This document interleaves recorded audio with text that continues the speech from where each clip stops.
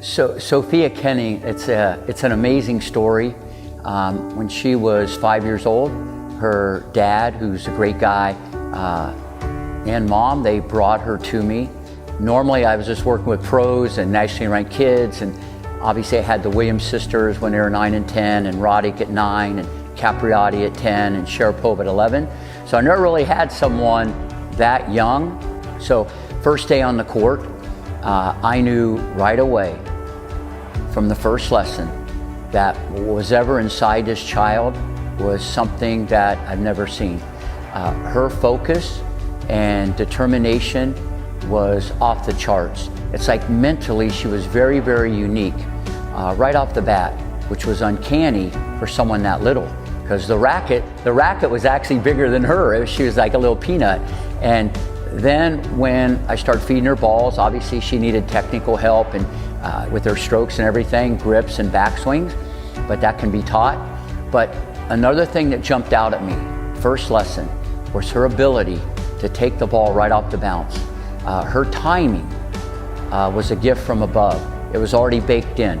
And in tennis, timing's a big thing. So I knew she wasn't going to be that big or that strong, but she had the mental part I saw that was going to be very unique, and her ability to time the ball. And so it's just a matter of training and learning how to cut the court and understanding the geometry of the court and taking the ball right off the bounce. But she had this inside of her. And I think that's why her dad, because he knew who I worked with in the past, brought her to me. And I could see it early on that there was greatness inside this little kid.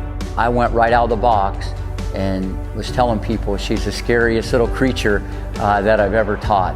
Her thirst for competition was like no other. So now she checked another box. Unreal timing, a gift from above, the mental part, okay, and this burning desire to knock you out, play anybody, anytime, and anywhere, which everybody's competitive, but this was at a whole different level, and that's what I saw in her. But she was little, but she was so little, and so people really couldn't see it. And it's a great thing for any parent, coach, or anybody. You don't judge a book by the cover. You know, it's what's under the hood. I thought by 20 she could be top 10 in the world, and now that she's done it, people are seeing what I saw, obviously, at a very young age, and no one's more proud of her than Rick Macci.